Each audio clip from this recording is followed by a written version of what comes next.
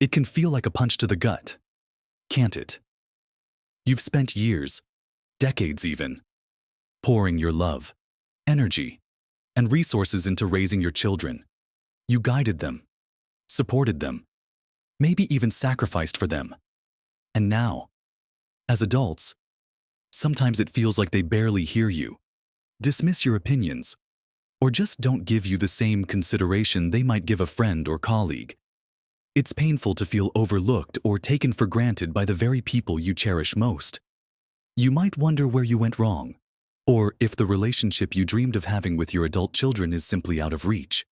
But what if I told you that regaining that sense of respect, that feeling of being truly heard and valued, isn't about demanding it or making them change? What if the secret lies not in them, but in some subtle, powerful shifts you can make? It's not about grand gestures or confrontations. It's about changing the dynamic in ways that naturally invite a different kind of interaction. In this video, we're going to explore 5 powerful moves you can start making today. These aren't complicated, but they can profoundly change how your children perceive and interact with you. We'll look at practical ways to implement each one, with real-life examples you might recognize. Stick with me until the end, because there's something I'll share that might just surprise you about this whole journey. So, how do we begin to shift this dynamic? It starts with the first powerful move, and it's one that many of us, especially in our role as parents, find incredibly challenging. This first move is all about establishing healthy boundaries. Now, I know what you might be thinking. Boundaries with my children. It sounds a bit formal, maybe even cold. But think of it less like building walls and more like creating a respectful space for everyone. For years, your life probably revolved around their needs, your time, your energy, your home. Much of it was dedicated to raising them. And that's a beautiful thing. But as they become adults, and you navigate this new phase of life, those old patterns can linger. Perhaps you're still the first call for every minor crisis, or maybe you feel obligated to say yes to every request for help, childcare, or even financial assistance, even when it stretches you thin.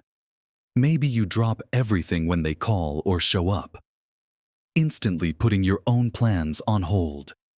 While this comes from a place of deep love and wanting to be there for them, constantly being on call or overextending yourself can inadvertently send a message that your time, your needs, and your life are less important or infinitely available. When you don't have boundaries, you teach others that it's okay to cross them. And children, even adult children, are often the quickest learners in this regard, simply because the dynamic has been established over so long. Establishing boundaries is about clearly, kindly, and consistently communicating what is and isn't acceptable to you. It's about valuing your own time, energy, and emotional well-being. It could be as simple as saying, I can't chat right now. I'm in the middle of something, but I can call you back this evening. Instead of dropping everything to take a call that could wait, it might mean setting specific times for visits or calls, or saying, I'd love to help with the grandkids, but I'm not available on those specific days. Think about the example of last-minute requests. Your daughter calls on a Friday afternoon, needing you to watch the kids for the whole weekend because something came up. Your immediate instinct is to say yes. Of course, they need you, but saying yes means canceling your plans, rushing around, and potentially feeling resentful later. A boundary here could be, oh, honey, I wish I could, but I already have plans this weekend. Can we figure something else out for next time with more notice? This isn't saying you'll never help.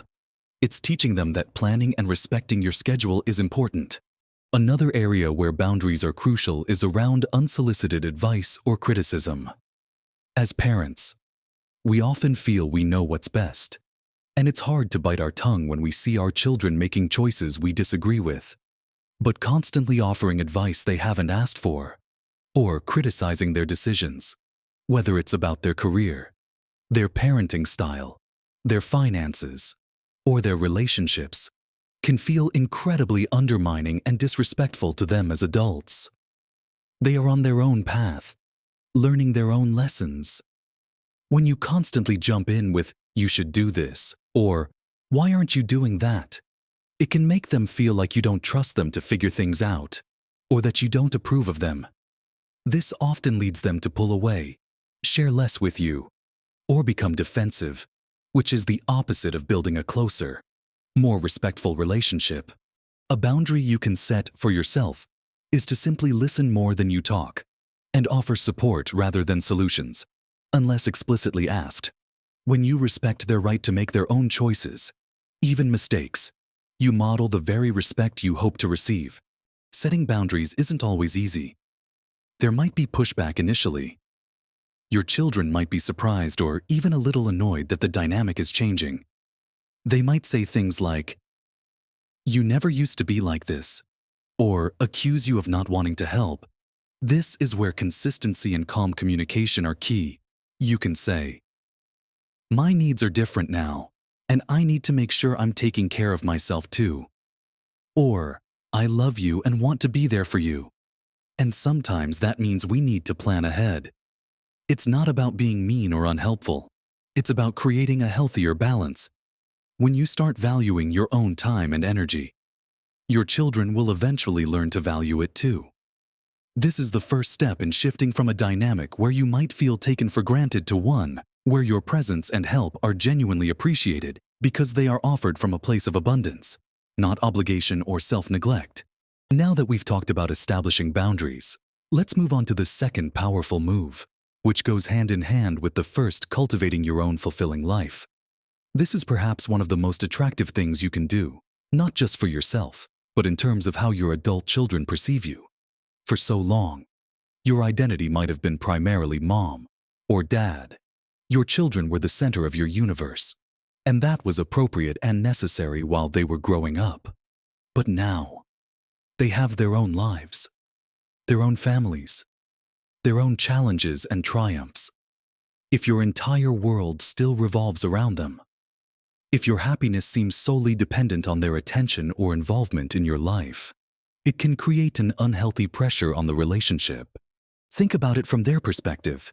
If every conversation is about what they're doing, or when you'll see them next, or if you seem lonely or bored when they're not around, it can feel like a heavy burden. They might feel guilty for living their own lives, or they might start to distance themselves because the interactions feel draining rather than uplifting. On the other hand, when you have your own interests, your own friends, your own passions and pursuits, you become a much more interesting and less needy person to be around. You have things to talk about other than just their lives. You bring energy and new perspectives to conversations. Cultivating your own fulfilling life means rediscovering or developing hobbies and interests you love. This could be anything: joining a book club, taking an art class, volunteering for a cause you care about, learning a new language or skill, traveling, pursuing a fitness goal, gardening, joining a walking group, reconnecting with old friends, or making new ones. It's about having things that excite you, that give you purpose, and that fill your time with joy and meaning. Independent of your children's activities, imagine the difference between these two scenarios. In the first, you call your child, and the conversation quickly turns to how busy they are, and you lament how you haven't had much going on. You ask a lot of questions about their life, maybe subtly hinting that you wish you saw them more often. In the second scenario, you call, or they call you, and you genuinely share something interesting you did that day. Maybe you went on a lovely hike with a friend, finished a painting, or volunteered at the local animal shelter. You sound happy, engaged, and vibrant. Which conversation do you think feels better for both of you? Which version of you do you think is more likely to be sought out for company and conversation? When your children see that you are happy and fulfilled in your own right, it takes the pressure off them to be your sole source of happiness or entertainment. It shows them that you are a complete person with a rich life, not just an extension of their family unit. This independence is attractive. It demonstrates confidence and resilience. It shows that you respect yourself enough to invest in your own well-being and happiness. And self-respect is a powerful magnet for gaining respect from others. Think about specific steps you can take. Make a list of things you've always wanted to do or used to enjoy but let slide. Research local classes, clubs, or volunteer opportunities. Reach out to friends you haven't connected with in a while. Schedule regular activities into your week that are just for you and that you look forward to. Share these activities with your children when you talk. Not in a boastful way, but just as part of recounting your week. For example, instead of saying, "I was just sitting around this week," you can say, "I had a great time on Tuesday trying out that new pottery class." This move is about demonstrating through your actions that you have value and purpose outside of your role as a parent. It shifts the dynamic from one where you might be perceived as needing them to one where you are a vibrant individual who chooses to spend time with them because you enjoy their company, not because you have nothing else to do. This subtle shift can profoundly change the level of respect they have for you, because you are showing them a strong, independent person who is living their best life. And that is truly inspiring at any age. Now that we've talked about setting boundaries and building your own fulfilling life, let's explore another crucial piece of the puzzle, one that directly impacts the quality of your interactions: communicating with respect. Not judgment. We touched on this a little when we talked about unsolicited advice, but it goes deeper than that. The way we speak to our children, even adult children, often carries echoes of the parent-child dynamic from when they were young, without realizing it. Our tone or word choice can sometimes convey criticism, disappointment, or judgment, even when we don't intend to. This can instantly shut down open communication and create distance. Think about how you feel when someone speaks to you in a condescending tone, or with an implied, "I know better." It makes you defensive. Right. You're less likely to listen or to share openly. The same applies in the parent-adult-child relationship. When your children feel judged, criticized, or like they can't be honest with you without a negative reaction, they will learn to tread carefully, hide things, or avoid sensitive topics altogether. Communicating with respect means actively listening more than you talk. It means seeking to understand their perspective, even if you don't agree with it. It means validating their feelings and experiences instead of dismissing them. For example, if your child is telling you about a struggle they're having at work, instead of immediately jumping in with, "Well, you should have done X," or, "That sounds like poor management," try saying, "That sounds really frustrating," or, "It must be tough dealing with that." This shows empathy and makes them feel heard. Respectful communication also involves being mindful of your tone of voice and body language. A sigh, an eye roll, a sharp tone. These nonverbal cues can speak volumes and convey impatience or disapproval more effectively than any words. Pay attention to how you come across. Are you leaning in and making eye contact, showing you're engaged, or are you multitasking? Arms crossed, with a tense expression. Another aspect is avoiding bringing up past mistakes or holding grudges. Everyone makes mistakes, and bringing up things that happened years ago during an argument or disagreement is not only unproductive, but deeply disrespectful. It tells your child that you haven't let go, and that you're using their history against them. Focus on the present issue and how to move forward constructively.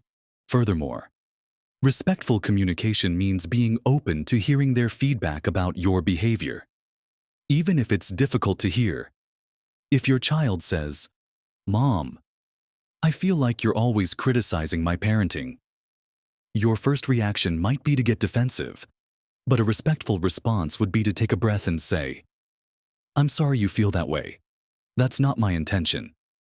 Can you help me understand what I'm doing that makes you feel criticized?" This opens the door for a real conversation, rather than shutting it down with defensiveness. It's also crucial to avoid triangulation. That's when you talk to one child about another child in a negative way, or involve them in disagreements you have with their other parent if applicable, or use them as messengers. This puts them in an uncomfortable position and erodes trust. Respectful communication is direct and focuses on the relationship you have with the person you are speaking to. Practicing respectful communication takes conscious effort, especially if old habits are deeply ingrained. Before responding, take a moment to pause. Ask yourself, is what I'm about to say kind? Is it necessary? Is it respectful? What is my goal in this conversation? Is it to win an argument? Or to connect and understand? Choosing empathy and understanding over judgment and criticism can dramatically improve the quality of your interactions and foster a climate where your children feel safe to be themselves and share their lives with you openly. This foundation of trust and open communication built on mutual respect is essential for a strong adult parent-child relationship, and it's a cornerstone for them truly valuing your presence in their lives. We've covered establishing boundaries, cultivating your own life, and communicating respectfully. Let's move on to the fourth powerful move, which is all about releasing the need to control or fix. As parents, our instinct is often to protect our children and make their lives easier. For years, that meant solving their problems, making decisions for them, and trying to steer them onto the right path. But adult children need the space to navigate their own challenges, make their own decisions, and learn from their own experiences. When you constantly try to control their choices or jump in to fix every difficulty, it can feel stifling and convey a lack of faith in their abilities.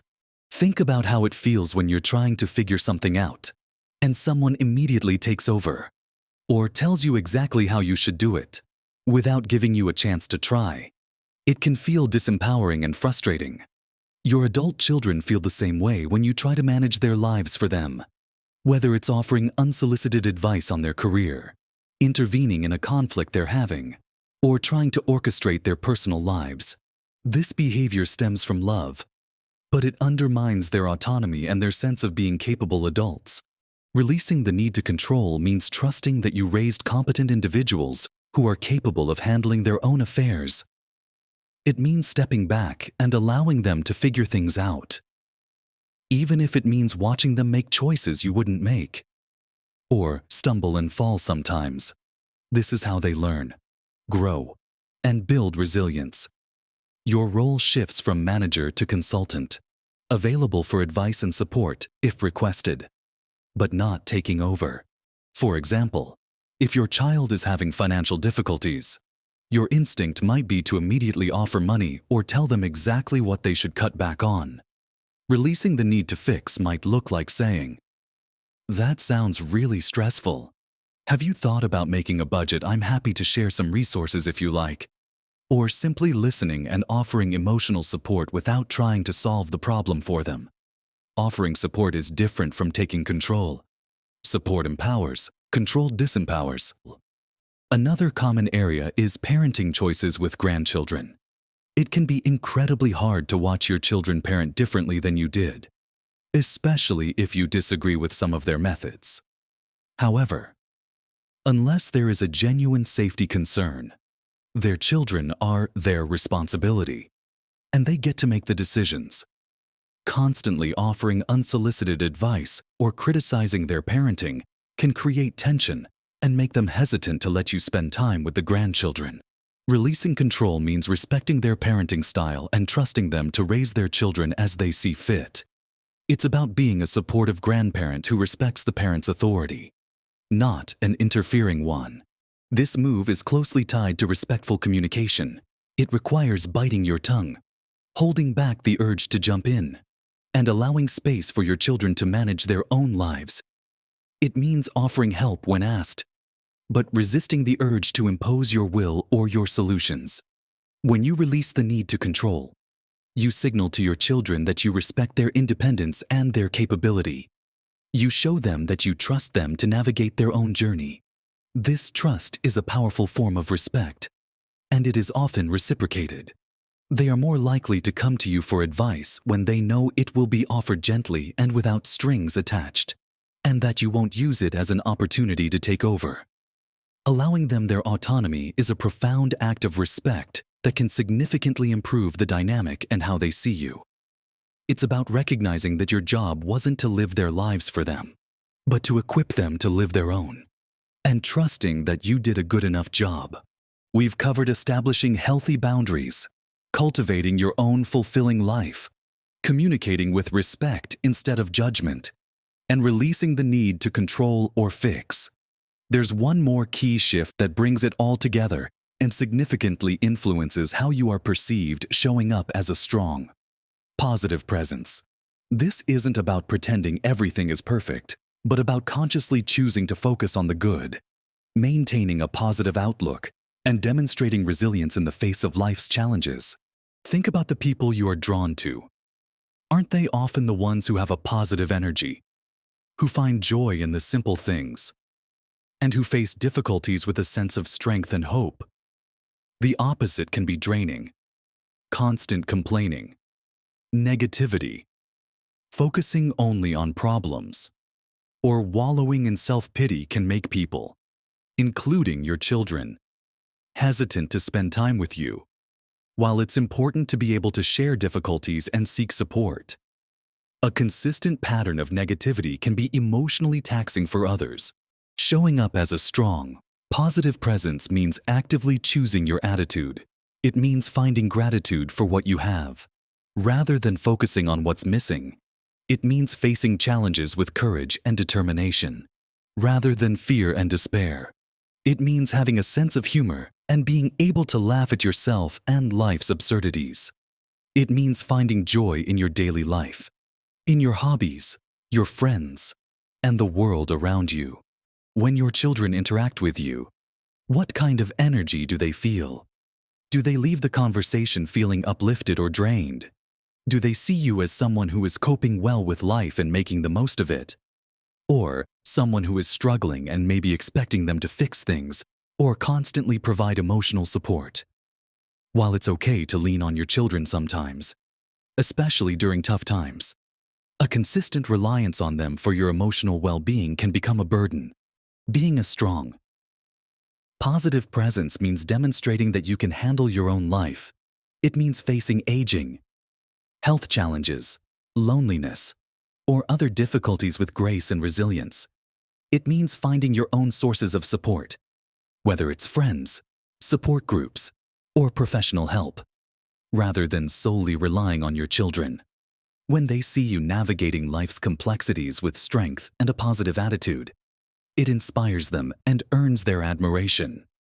They respect someone who is capable and resilient. This doesn't mean you can never be vulnerable or share your struggles.